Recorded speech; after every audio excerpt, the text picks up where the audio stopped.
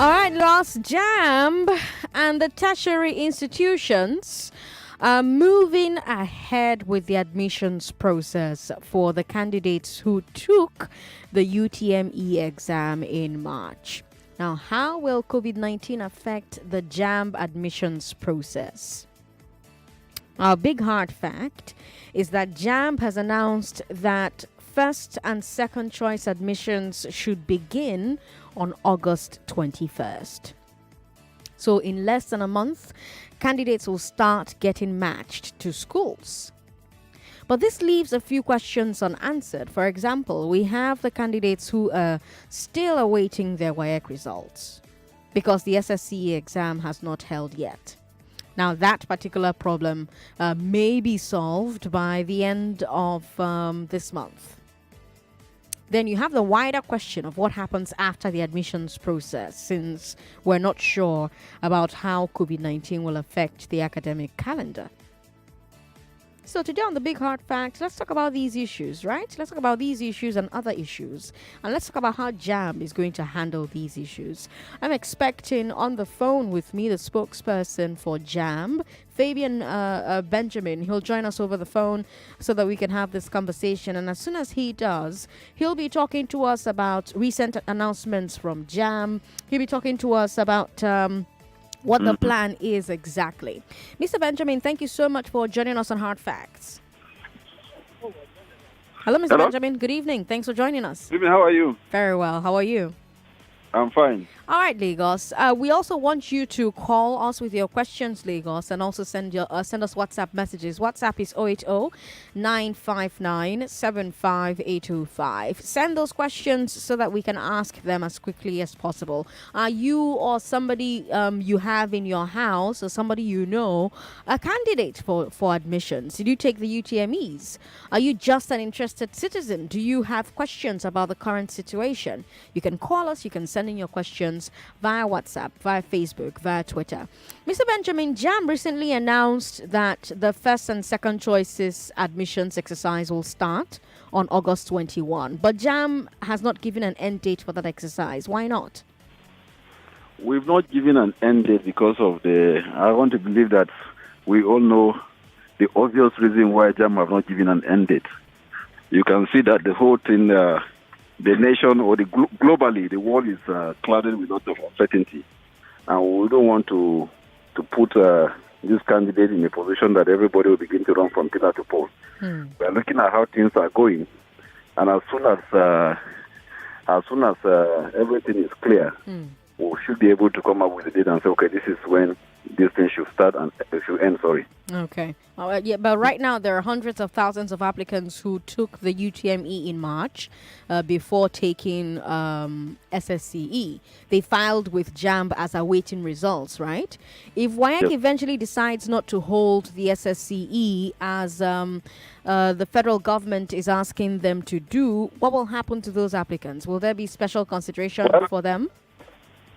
Thank God that the ministry met today and decided to reopen. Decided that WAEC could be holding in August. Yeah.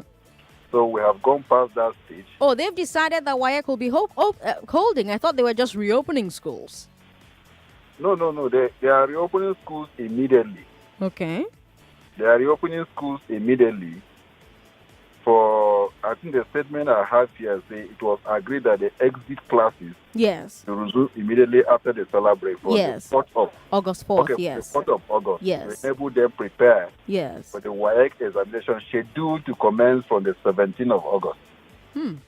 Will there be enough time for the students to sit for WAEC? Well, the assumption is that while they were at home during the COVID, they were also preparing for eventuality. And you can see the situation we are in now is an abnormal situation. So I don't expect that anybody should begin to think of the normal. COVID-19, a lot of things have become the new normal, courtesy of COVID-19. And I believe that a lot of things will be done in a way that it has never been done before. Yeah, but away from them, will there be enough time for the students to sit for the WAEC exams and their results to be sent to JAMB for the admissions process? I think it takes 45 days for them to release their results. 45 days or thereabout for them to release their result. Okay. And I want to believe that if they do that. But in any case, what our exercise is not dependent on whether WAEC conducts this examination or not. Ours is that at the point we are conducting admission, it is expected that for any candidate that will be considered, he or she has an O-level requirement. Whether through WAEC, whether through whatever means. There are so many means that you can have an O-level requirement. NECO, whether you have written in 2019 and you could not get admission and you reapply in 2020 and whatever. The bottom line is that at the point of being considered for admission, you must have uploaded your WAEC results. So it is not for us to begin to also do that which WAEC should do or any other examination body. I see. Let me take you to ASU, right? ASU is on strike. The students who were admitted last year are yet to finish their first year. And many, and a lot of these students may not do so in time because of COVID, right? And also because of COVID, we may even see more of a delay with them being able to finish their first year. So what happens to the applicants about to go through the admissions process in August? Is there a pathway for them? That's one mistake that people are making. The guideline we issued did not say every university must conduct examination from August. What that guideline says is that, impliedly, that you cannot conduct admission until XY date. After that date, for those that are prepared, they can do the admission and do the needful. For those that are not ready after that date, they can do it either in September or whichever day that is convenient. The most important thing is that a deadline has not been given. Each institution, the Senate of Universities, Councils of Polytechnic and College Education will look at their peculiarities and decide on what to do. Others will conduct this admission and bank it and then call the students when they feel it is necessary or actually proper. Others may not be able to do it based on individual peculiarities. But what we have done as a regulator is to say that, look, you can't do admission before the 22nd of August. But anything after 22nd of August, you are free to conduct admission if your peculiarity favors you to do that. All right, Lagos, don't forget that you can still send in your questions. Are you a candidate for admissions? Are you a ward? Did you take the UTMEs? Are you just interested as a citizen? Send in your questions via WhatsApp. WhatsApp is 080-959-75825. You know, I want to go back to something that the president of ASU said, Mr. Benjamin. The Academic Staff Union of Universities, they've asked the federal government to close schools until next year. He's saying we should suspend the education calendar until the COVID-19 coast is clear. What do you think about that? Well, I'm not to talk about what ASU says or does not say. But for us as an agency, we always do what is expected of us. So that at the point that stakeholders decide that, okay, schools should be open, we will not be found wanting. It should not be hard. It should be unheard that schools would have resumed if JAMB had done the needful. You won't wait until when they say school is resuming tomorrow before you begin to conduct admission. So whatever ASU says or whatever ASU does or do not do, we will do what it is expected of us, and then the stakeholders will also do what they want to do at the point that they are ready to do it. We are going ahead with our calendars. Schools will also go ahead with whatever they want to do. Don't forget also that some schools are already conducting lectures online. Some schools have even written examination. If you read in the papers, you'll see that a lot of schools have even finished their session online for programs that permit that. So it will be unheard of if we wait until we begin to look at the body language of ASU, what they do or what they do not do, and then we fail to perform that role the government has bestowed on us as an agency. So we'll go ahead and do whatever we want to do, and then other stakeholders will also follow based on whatever circumstances they find themselves in. Okay. We've got our WhatsApp number available for questions. We cannot take calls right now, but you can send us WhatsApp messages. WhatsApp is 080-959-75805. I've got a question here. What is the fate of those WAEC candidates who registered for the exams since the exam body is not forthcoming with the exam in Nigeria? Well, that has been sorted. The federal government has instructed that people who are in SS3 go back to school by August 4th, from August 4th. I want to talk to you about cutoff marks, Mr. Benjamin. Last month, JAMB and the tertiary institutions set the cutoff marks: 160 for public universities, 140 for private universities, 120 for polytechnics, and 100 for colleges of education. Now, since UTME is marked over 400, these cutoffs are 40%, 35%, 30%, 25%, respectively. How do we justify a situation where someone can be admitted into university while scoring less than half on the admissions exam? I want to really appeal that we get this issue of minimum UTME score. We don't call it cutoff mark, it's minimum UTME score. I want us to really get this thing very clear, because a lot of stakeholders, a lot of people are really getting it completely, absolutely wrong. You have forgotten that there are also schools that you cannot get into if you score anything less than 200. Yeah. There is nothing like cutoff mark. What we have is a minimum UTME score. What that means is that institutions have different entry minimum scores, or cutoff mark as in code, as you call it. There are universities today, even private universities, even institutions, some pretending that if you don't score 200, you cannot even near anything that they are doing. Mm-hmm. And there are others that 190, we have 190, we have 200, we have 190, we have 180, we have 170, 160 as the minimum. So, just as it is obtainable in other climes, no country in the world where each university standards, the universities are rated on the same level.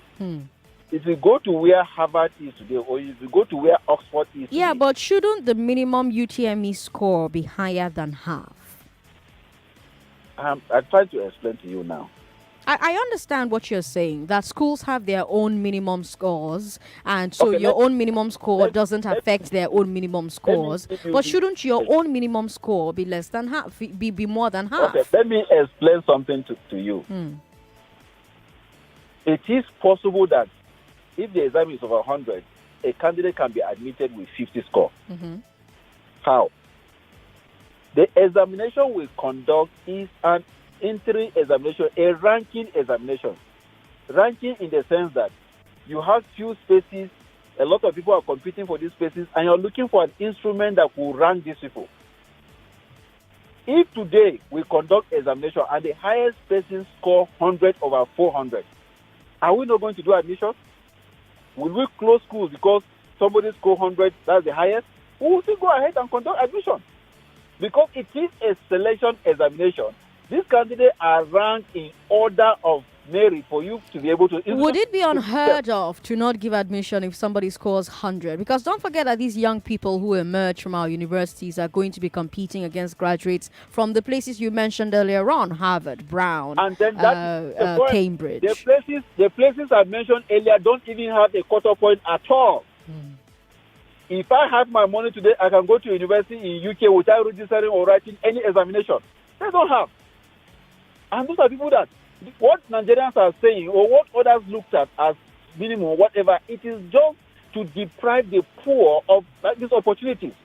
If I have a child today that writes examination UTME and score 120, I can take him to Ghana, I can take him to UK, he will go to university without scoring anything, and he will come back and be competing with the same person in Nigeria. So what are we talking about?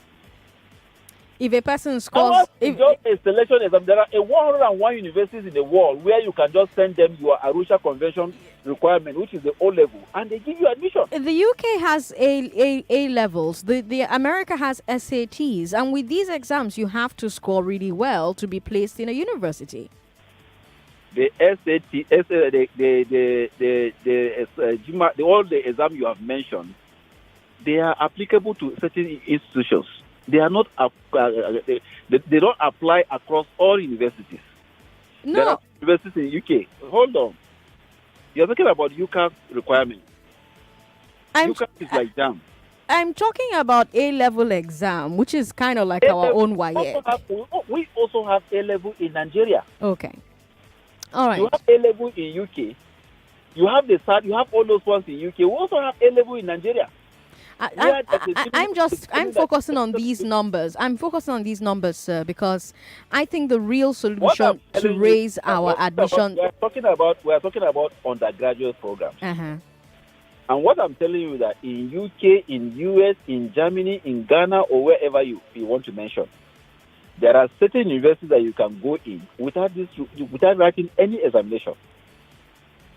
Day in, day in, we see even in Nigeria people advertising, middlemen that are always fronting looking for admission for Nigerian candidates that want to study in Europe. They don't write this examination. But what we are saying, because of the peculiar nature of our system, where others will feel shortchanged, the universities, JAMB was established by the universities. The university came together and said, let us have a central body that will regulate this thing and ensure that we don't have confusion, our data are streamlined, and we have a kind of a system that at least is organized. And we conduct this selection. It's called selection examination, ranking examination. JAMB is not, when people talk about, lowering of standard and all this, we laugh because JAMB is not in a position to decide whether standard is high or low. The kind of examination we conduct is not even an aptitudinal examination. It is an achievement examination, a ranking examination to place a candidate. I understand what you're saying. The question I'm asking, should university admission be about who feels shortchanged, or should it be about merit? A poor person can still be a brilliant person. Let me answer you. Each university will have its own standards. It will have its own requirements. It will have its own class and the kind of name that it wants to establish. If I want to go to University of Lagos today, I must score 200 and above to be considered for any program, whether it is Hausa, it is Yoruba, it is Igbo. If I must go to University of Lagos, I must score 200 and above. That is their own requirement. And this thing is determined by the level of candidates that apply to that university. So many criteria that comes to play. If I want to go to another university somewhere in the same southwest, their requirement may be 160. You cannot force. That's why I was telling you that if you go to UK today or you go to US, where you have the Harvard or the Oxford, there are the requirement for you to go to Harvard is not the same thing with the university that is sharing maybe friends or exactly. But at least you need to sit for SATs and you have to score high in the SATs to go to Harvard. Same for the UK. You have to pass your A levels properly. The schools that don't require you to pass these exams are exceptions. They're not the norm. That's the point I'm making. So why is it that our own standardizing test, our own ranking test is scored so low? In the same UK, quote me anywhere, in the same UK there are still universities that you attend without writing SAT. Have you agreed with that? Those ones are not the norm. They are exceptions. So what is exception? What are you talking about? Okay. And in the same Nigeria, there are university. I'm telling you that there are universities in Nigeria that you can't attend without scoring 200 and above. Okay. All right. So what we are doing is that let's allow these schools to grow at their own pace and have a name for themselves so that candidates will choose. If I want to go to University of Ilorin, IBU, or University of Lagos, you cannot force if you go to UK today and say everybody must write SAT and score this level to go to any university in the UK. You can't have a system like that. Okay. All right. So we've got somebody who says, could you please ask the JAMB PRO if candidates will be writing post-UTME exams as qualifying exams? Mr. Benjamin? I wouldn't want to go into that because that's a university area of jurisdiction. Some university may decide not to take you post-UTME. Some may decide to do screening, whatever. And most of that, where we are today, does not require people converging, having a large number of people converging at a particular position and stuff like that. So university will define whatever they want to do. That is exclusively within the powers of the Senate of the University or Councils of Polytechnic and Colleges of Education. Okay. I've got a question from Sandra Okunola from Hawaii Jibu who says, can JAMB wait for the students in SS3 to write before JAMB admission? I have answered this earlier. I say our process is not dependent on whether candidate write WAEC or whatever. The most important thing that at the point of admission, it is expected that you should have whatever it takes for you to be admitted. And then we have somebody who's asking, what happened to the JAMB that we took earlier in the year since we're to take another examination? That's a message from Mwegwa Monday. Which another examination? I don't understand. Well, there was a JAMB examination in March, right? Mm. right? Yes. So the process that JAMB is conducting right now is for, I think that's what he's asking for clarification about what the process is The right process now. that is conducting, we're not doing another exam again. Once you write that exam, you don't need to take another exam again. We conduct exam once in a year. Yes. Okay, let's talk about exam malpractice. JAMB seems to be doing better than other institutions when it comes to checkmating malpractice, in part because you've embraced technology. Does JAMB have a philosophy when it comes to fighting malpractice? Is there a way that you remain so agile when it comes to adopting new technology? Well, technology has made this very easy, and I think one of the best ways to fight crime in whatever sector or ramification that you want to look at it is to embrace technology fully. And that is what we are doing. It is not for me to begin to blow a trumpet, but it's for people to see that this is what we are doing, and then for them to begin to say that, yes, you are either doing it properly, or criticize us for us to at least tighten areas that we feel that maybe loose ends and stuff like that. But basically what we have done is taking full advantage of technology to achieve the result that we are having today. I have a question here from a direct entry candidate who sat for exams in February and says, due to the pandemic, the results are not out yet. Is there any information for people like this candidate? Direct entry candidate? Yes. Direct entry don't take exam. I don't know what the exam is referring to. Okay. All right. Someone wants to know if JUPEB will hold this year. I don't think he can answer questions about JUPEB. Is that your jurisdiction, Mr. Benjamin? Not at all. Okay. We've got somebody who says, please, how can we in Lagos go to write the post-UTME in other states when there is still partial lockdown? Well, they've lifted interstate travel. So you can go to any state where you want to write your exam and write your exam. Thank you. That also is in my jurisdiction. Yeah. We have somebody who says, I wonder how students will scale through this forthcoming WAEC exams without all the extra preparatory lessons that they would have had in their schools. Not all the students have access to constant electricity to view lessons on TV and mobile data to partake in virtual classes. I just feel for them and I wish all WAEC students success in advance. Mr. Benjamin, do you think a period of grace should have been given to students before these exams? Well, I want to believe that for anybody that is serious, you would have prepared enough for this examination, knowing fully well that the examination would have gone long before now, if not because of COVID-19. You know, the examination, I think the schools were closed in March, and just about 2 or 3 months the examination date. And don't forget that even during COVID, government and other interested parties introduced what we had as online lectures and stuff like that for candidates to fully prepare. So I want to believe that for anybody that is expectant, who had been waiting and anxious to take this exam, would have been waiting and adequately prepared by now. Someone wants to know, since it's not certain if JAMB will be conducting post-UTME, will admission by JAMB be based on candidates' UTME performance, or is JAMB still going to wait on universities to work out admission criterion? We don't, let me explain this. It may look so confusing, but let me just explain this for people that are getting this whole thing wrong. JAMB, we don't conduct, how do I even put it? We don't do admissions. We are somehow, let me put it that we are like a regulatory agency. We have created what we call CAPS, Central Admission Processing System, a platform just like Treasury Singular Account, where all universities are embedded and then admission is conducted by them. All we do is to approve whatever they have done. We look at the peculiarities, we look at the criteria that is given us from the beginning.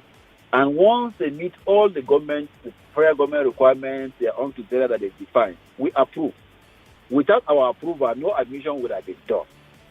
We don't actually initiate admission. Admissions are being initiated by this institution.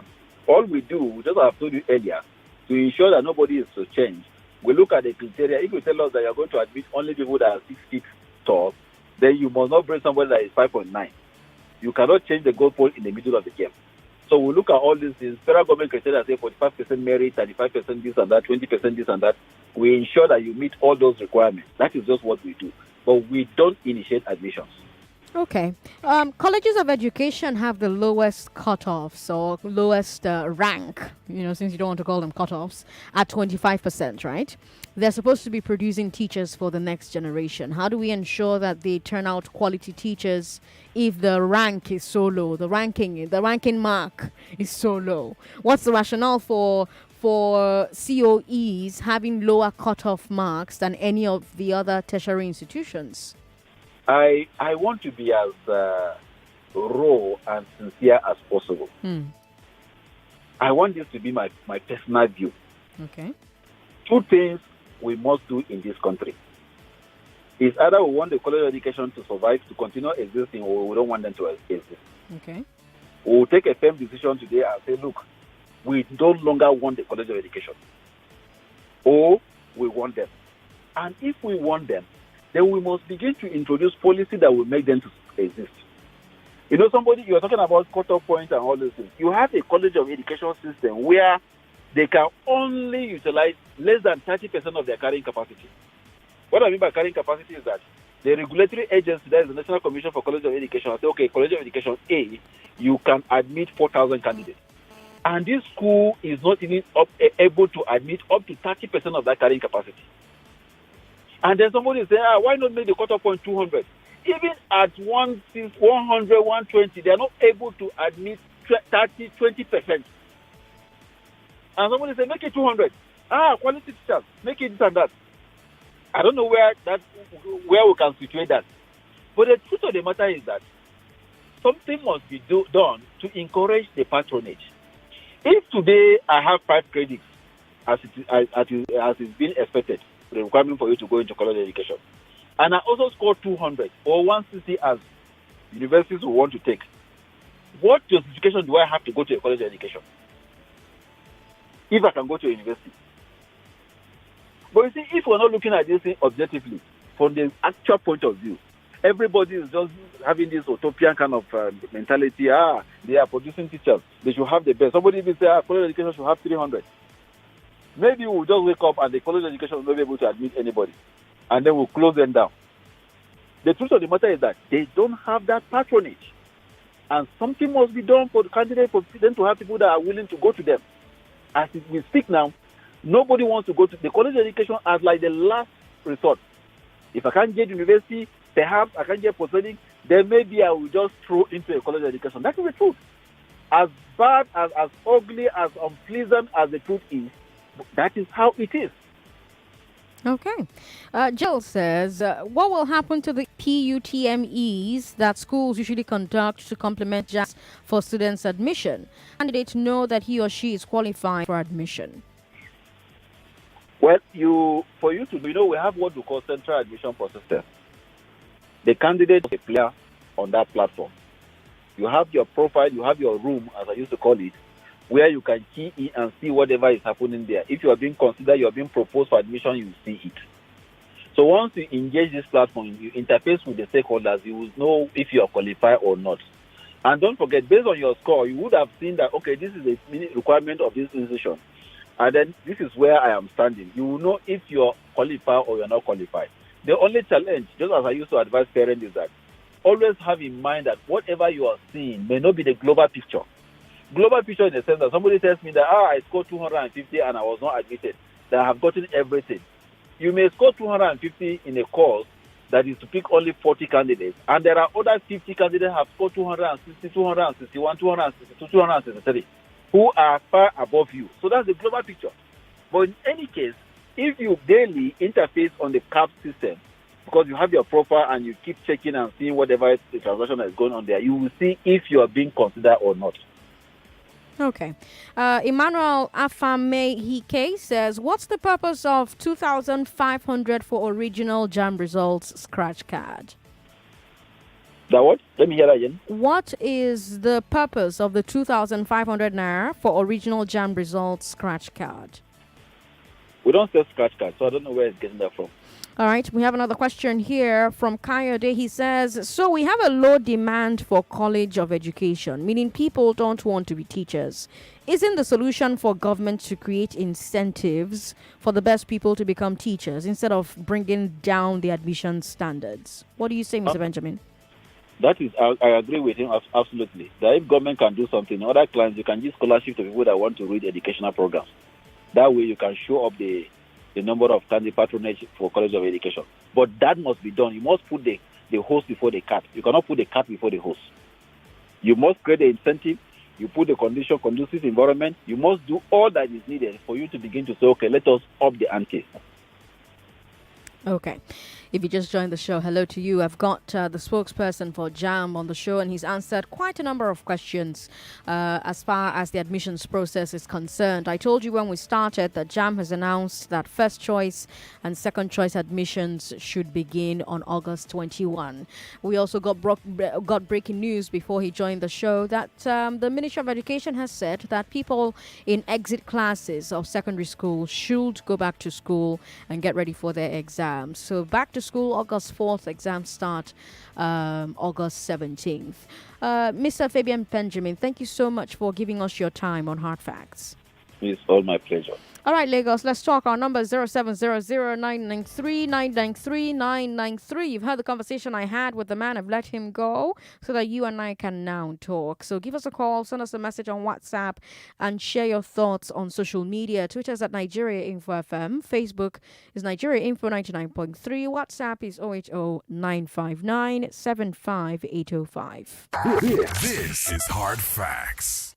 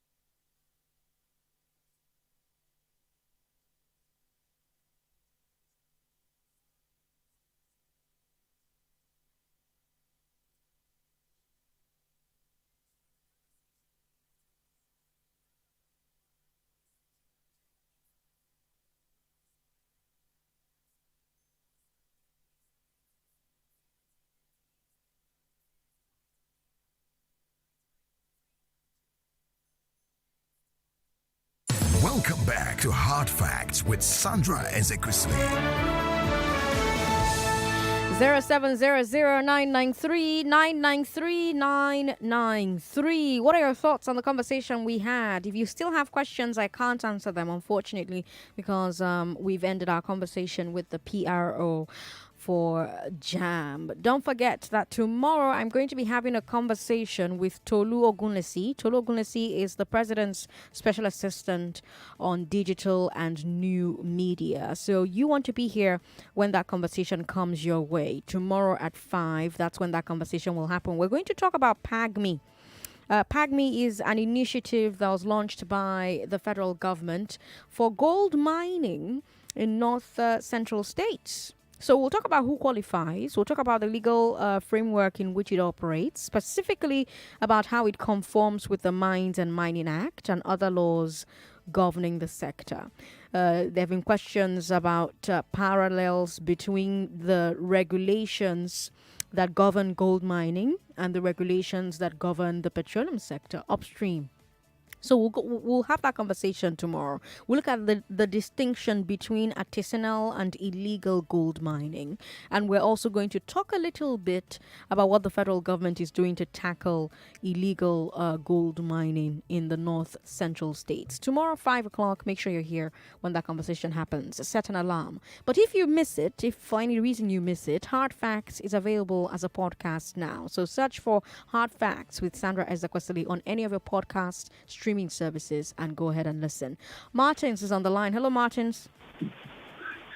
Good evening, Sandra. Good evening. Thanks for calling. It's a pleasure.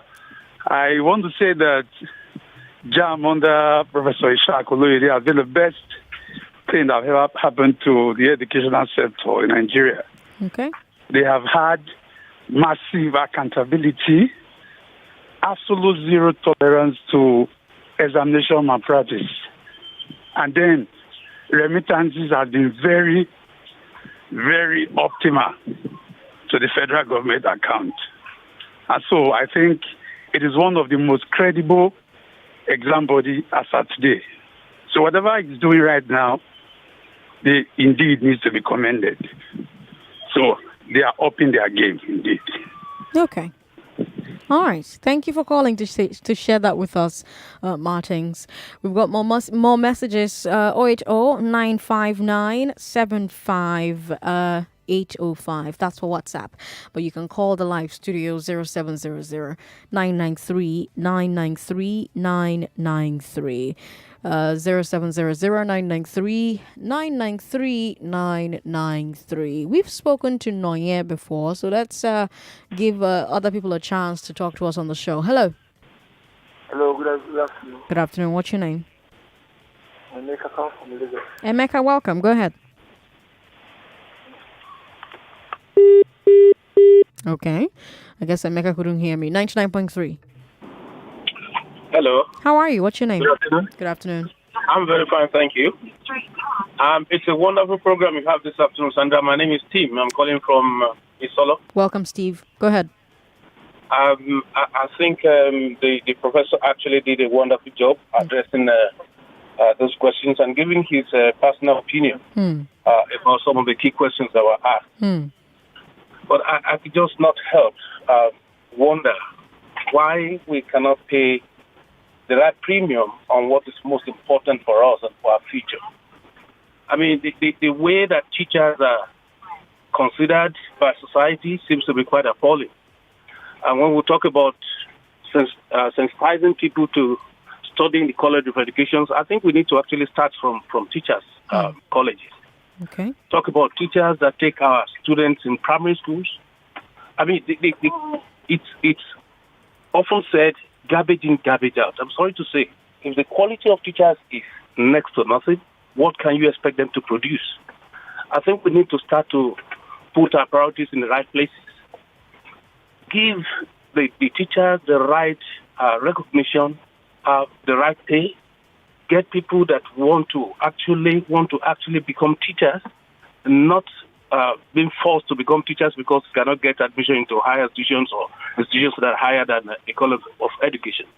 But I'm just hoping that there are people up there that are here listening to this kind of wonderful programs that we can begin to change our perspective about things. And we need a paradigm shift. Put priorities where they belong to. If we cannot pay education the premium it deserves, I wonder what kind of future we can have. Thank you, Sandra. Thank you so much for calling. We've got Peter in Ikorodu on the line. Hello, Peter. Hello, good evening, Sandra. Good evening. Good to have you on the show. Yeah. My question is that was JAMB created for revenue generation? Okay. And then why can't they charge commensurable fees for the JAMB examination? Okay. If it's not set for revenue generation, why are they charging so much? At the end of the day, remitting this examination is supposed to be even free. Now they are charging some money, remitting money that we don't know what they use the money for. It's my state that here is in Chambu. Good evening. Good evening. Thank you so much. We've got Caesar on the line. Hello, Caesar. Oh, Ikeja. Caesar and Ikeja, welcome. Go ahead. Oh, am I on to already? Yes, you're talking to Sandra. Hi. Oh, okay. Good evening, Sandra. How are you today? Good. Sandra, I've had the commendations that the professor received from his interview with you. So I might wonder why my opinion is different, because all I gathered from what I heard him explain to you is that JAMB doesn't actually have a function. It's needless. We don't have a reason for JAMB except that we wanted to diminish excellence. From everything I gathered, so that some people wouldn't grumble. And I liked it when you told him, because he used the word the poor, that it was the poor who were going to grumble. But I liked that you corrected the fact that the poor could be brilliant. As a matter of fact, one of the things that have motivated those who are poor, in quotes, is that they were brilliant in school and give them the opportunity Scholarships. to education and then excel. Yeah. So it's actually not the poor that they want to prevent from grumbling. It is, as we know, a ploy to diminish excellence so that mediocrity will be enthroned. That is what one of the things that have built Nigeria where we are, And so aside that, I don't see any function that JAMB says. He told you they don't determine the cutoff. So even though they have made it ridiculous, that you can gain entrance into a tertiary institution by scoring 25%. That is a quarter of the entry requirements, that it is a possibility. He never addressed that. The question is that it is a possibility that with scoring 25%, which is actually supposed to be a failure, you can get admission into a Nigerian tertiary institution. That ridiculous possibility is one of the things that JAMB is promoting. And so aside making nonsense of excellence, there is no other thing they serve. They don't determine what the universities do. They don't determine this. He was telling a lot of things that was outside their jurisdiction. So at the end of the day, when you analyze it, you wonder what actually is in their jurisdiction. Nothing. I like what the caller said, is JAMB for making money. Aside making money and, like I just said, rubbish in excellence, there is nothing else. And so one of the calls I think we should make is that JAMB should be scrapped. Let's go to, he made mention of foreign countries that use SAT. These are individual schools determining what they want from candidates who are applying for admission. That is what we need in Nigeria, so that once more people can go to school because they deserve to go to school, and not because you came from there. We're not taking people from there. You scored this point. We have to consider people from the other point. Yeah, I don't want to go into details about, but you understand, of course, what I'm talking about. I do. And then that is only the point that I think we will have it. Thank you, Sandra. Thank you so much for calling. You too. Thank you so much for giving us a call. We've got Michael in Lekki. Hello, Michael. Yeah, this is Mike calling from Musafa JAMB Kuku. Yes, go ahead. Now, we have already know that JAMB has been an institution for making money for the federal government. I'm talking in respect of the distant learning students. They will ask them to get JAMB form. Now, why is it that JAMB is making it difficult for students to pay their JAMB form online? It wasn't so like this before. They will now say you have to come to their office in Ikoyi, and when you get there, you have to be bribing them before you can be able to get that JAMB form.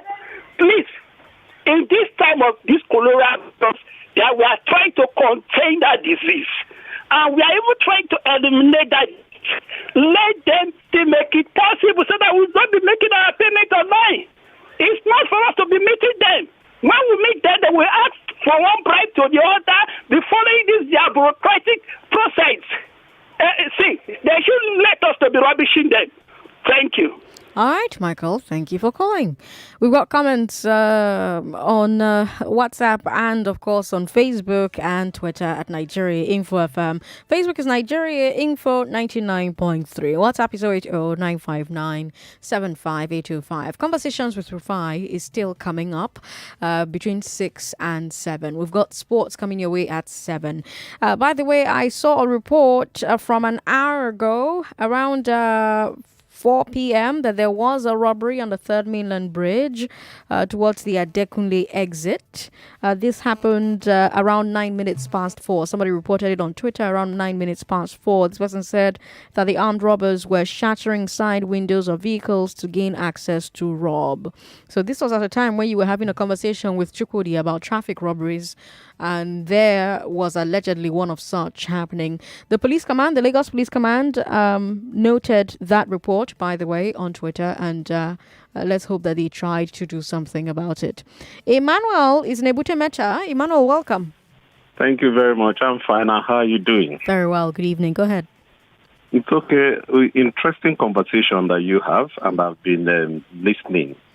You know, I think it would be proper things are kept in proper perspective. Okay. I had listened to the JAMB representative and the explanation he offered. I would remember him saying that JAMB is conducting what he referred to as a ranking exam. And then what I understand from that is nothing other than the fact that, you know, if for a particular period, because JAMB in itself truly does not offer teachings to these students. Now, if at the end of the exercise, an exam has been offered, an exam has been given to the students, and then by chance, you know, the students scored from 330 down the line to possibly 10 or 20 or whatever, then the performance of the students will be appraised based on the ranking that has been offered. Now, if they conduct the exam and the higher student scored 180 as it were, if I understood the explanation he was trying to offer, it meant that the ranking of the performance of the students will start from 180. And that has nothing to do, because it is not for JAMB, you know, to determine standard. I don't work for JAMB. I remember those days when I wrote JAMB, you know, and I had to go to UNN. You know, the likes of us struggled, and in my personal exam, I made 330 to go to University of Nigeria and Nsukka. Now, if for some reason, you know, the performance were to have been such that the highest person at that time, I remember that year, the highest person scored 350. Now, if the exam had been conducted then and the highest person scored 220, would it have meant that year nobody will be offered admission? I think. What was the minimum score that year? Do you mind if I ask what year this was? Oh, no, yes. For the score I offered, the minimum score was 286. So, what year was this? That was 1984. So in 1984, the minimum that you had to score to be eligible for your department was 286, right? Yes, was 286. Yes, and so many years later, almost 40 years later, we have a minimum score of some departments as let's look at that record again, 160. Yeah. Private universities, 140. No. What he said, if I recall correctly, is that 160 is a threshold. No, he said that was the minimum, but the school, the universities themselves can set their own scores exactly and decide who they want to choose. As at that time, for the course I read, you understand? I guess 286 would not have been the minimum for all the universities in the country. Fair, because UNN is, highbrow. But let me also say this. There is a possibility that in the entire year of an examinations, right, we have the highest scores as 160. And JAMB wants us to see that even though schools have set their own minimum requirements, JAMB's own minimum is 160. And that means that if everybody scores terribly in 2020 and the highest scores are 160, people like that are eligible to get into Nigerian universities. No. You see, we need to understand something at this point. There is no doubt about the fact that the standard has, the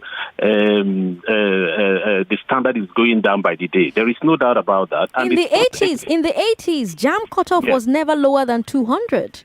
No, for sure, yes. So yes. why are we making excuses for it being lower than 200 now? No. It's a collective problem now. It's a complete collective problem. Now we're not addressing JAMB per se as an exclusive. No, but JAMB is the subject. JAMB nonsense. is the first dragon you have to slay on your way to the university. No. JAMB does not prepare the students.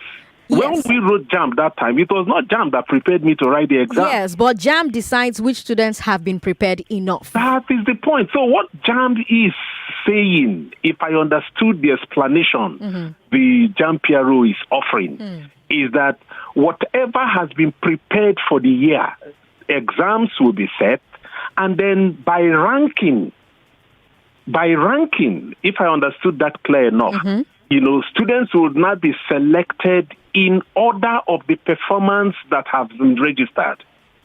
You understand? So now, if we want to address the poor standard of education, you see, we need to actually begin to make our points clear. We need to begin to address the institutions that are involved. We need to begin to address the stakeholders that are involved. We need to begin to talk about the government. I agree with you, sir. I agree with you. But isn't the real solution to raise our admission standards while we also improve our secondary education so that students can meet the standards instead of lowering the standard? Let me ask you a pertinent question. If if exam was set for a particular year and nobody scored up to 230 for that particular year, and JAMB set standard at 250, what would happen?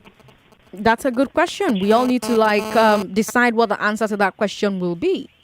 So that is the challenge. We all need to decide whether we want premium students in our universities or just anyhow students in our universities. Even if that means that in a particular year, and it will be big news, in a particular year, nobody was eligible to get into a school. But how would that would sound more like a euphoric conception? But perhaps, but it would also lead to the termination of a lot of employments. Well, that is Nigeria for all of us. That's just Nigeria for all of us. And I just hope somewhere, somehow, we'll see the light in the tunnel. I don't know. I hope so too. Emmanuel, thank you so much for calling me. Because, I asked him that question when he said that what if 100 is the highest score in a particular year? Are you going to say, let's not do admissions? So let's not do admissions that year. So that we are all enraged enough, we are all ashamed enough, we are all disappointed enough that we actually fix the problem, which is the preparatory classes. So why is it that we didn't have anybody who scored more than 100 in the entire country for a particular year in JAMB? Oh, it's because the secondary school education sucks. Okay, how do we fix secondary school education? We actually fix the problem instead of patching it and patching it. In the 80s, if you had less than 200, you cannot be eligible. But in 2020, at a time where the world is having conversations about who owns what tech, we're still lowering the standards, the bar for allowing students getting to universities. I understand that it's a ranking examination like the PRO explained. I understand that, with a ranking examination, they have their own systems, but at the end of the day, it's up to the universities to decide who's going to get into their institutions and all of that. But why does our own ranking system have to be ranked so low? It was the same ranking system in the 80s. That same ranking system was the same in the 80s. If the people around in the 80s did not think that we deserved to have people who scored lower than 200 in universities, why do the people in charge now think that our children who score lower than 200 deserve to be in universities? College of Education, 40%. You need to score like 40%, 25%. What am I saying? 25%. So the cutoffs are 40% for public universities, 35% for private universities, 30% for polytechnics, and 25% for College of Education. How is that okay? Ranking system, whatever fancy name you want to call it, how is it okay? Would it be so disastrous if nobody has admission? Shebi, we already have millions of unemployed graduates. You're listening to Hard Facts on 99.3 Nigeria Info. We've got 4 minutes to the top of the hour. That means I can't take any more calls. But I can take a few more messages from WhatsApp. I've got Tony from Birmingham, Alabama, who says, when I was growing up, teachers were being held in esteem, but since the discovery of oil, everything changed for the worst. Crude oil have been a curse to Nigeria while being a blessing to other nations. What a pitfall. We've got the person who says, Sandra, the major problem we have in Nigeria is that we don't have good teachers. I have a teacher in my school who cannot make a straight sentence. Why is that so? Well, that's the conversation we're having on the show. We've got somebody who says, Sandra, that JAMB man. Okay, I'm not going to take that comment. If you want to say something, be respectful about it. Please, does it mean that when WAEC exam finishes, there will be consideration? Will there be any consideration for the reopening of schools? I don't have that answer, but we'll probably look at that story tomorrow, and I'll give you all the details that you need. All right, those are all the messages I can take at the time. We are out of time. I have to go, but I'll be back tomorrow at 3 p.m. Join me. Why don't you? In the meantime, we can continue this conversation on social media. Twitter is at Nigeria Info FM. My own Twitter handle, my personal Twitter handle is Ezekwesili. We can also talk on Facebook. I'm Sandra Ezekwesili there. Conversations with Rufai is coming up. Those were Hard Facts, Lagos. Good night. 99.3 Nigeria Info. Let's talk.